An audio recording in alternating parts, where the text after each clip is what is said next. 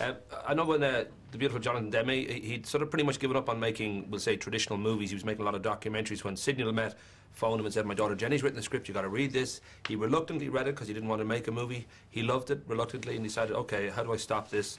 I'll send it to Anne Hathaway, who I really like. She'll say no and it's over.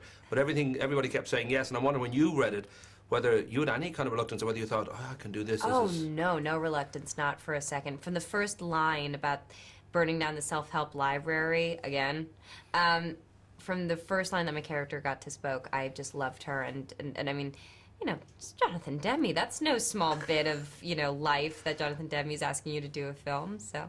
Well, you're playing Kim, and we meet her when she's 9 months stay in rehab. She's coming to her sister's wedding. She's a train wreck trying to get back on a track, and this idea that you always kind of given yourself into certain roles, and when you play Jane Austen, you know, you reread biographies, you read all the books, you went to the British Library and read all her letters, and you lived in England for a month before the shooting started, and you kind of got as much into it as you possibly could. I don't know whether, you know, Jacqueline Hathaway had in any way step into this role of playing somebody who was just so out there. No, I didn't do heroin.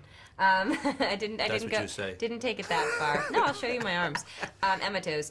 But I had a lot of really strong instincts about who Kim was from the get-go. So, and I never tried to analyze them or try to figure out why they were that way. I just trusted them. I know, it was frightening for me too.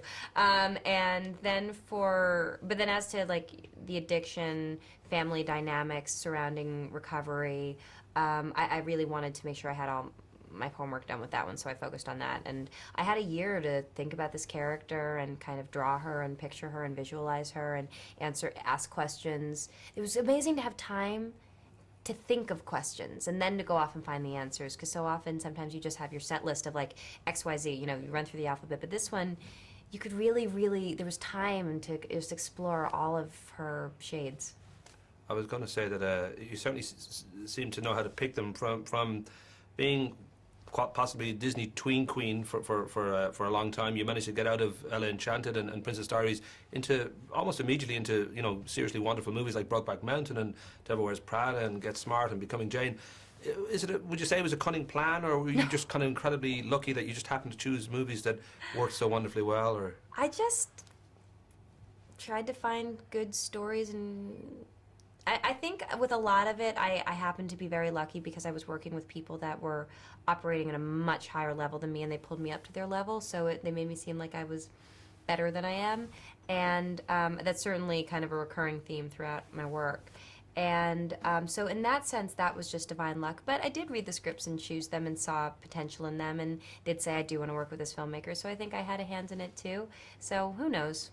Who knows what it was going to add up to. It does seem incredibly quick on some levels. You know, 10 years ago, you were singing at Carnegie Hall. You're teenage soprano. Your mom, Kate McCauley, is a musical performer, so you were kind of in that world.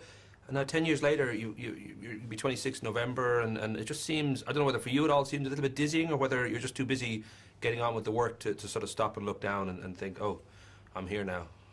It's dizzying, and I think it would be overwhelming if I didn't feel like I was improving as an actor, but I feel like that's happening, and that was the only thing I ever wanted, so I feel really, really satisfied about that.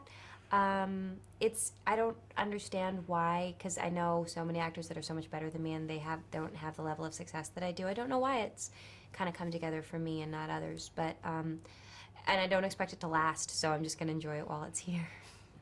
That notion too that you've shot once or twice in Ireland, and I know you did Ella there, and you did Becoming Jane, and I was curious to know, besides me, what do you find, I don't know what you like about Ireland the most, whether there's certain things, I don't know if you're of Irish and French descent, I don't know if there's any... Yes, well, you just took away my favorite thing, so...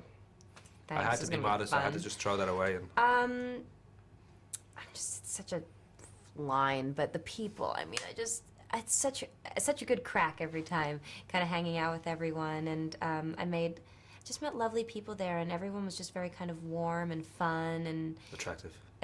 Hugely. Handsome.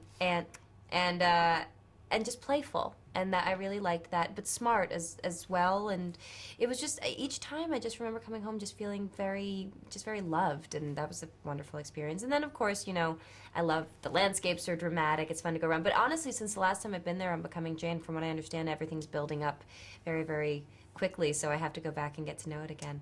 Thankfully, the recession's killed all that building, so it's okay now. Well, the recession's killed everything. Right. The Guinness is nice too. I'm not gonna lie. I know everybody says that, and it's not. It's a cliche thing to say, but I love my Guinness. So. Rock and roll. I'll be giving the friendly finger. Very nice to talk to you again, ma'am. So good to see you. Cheers.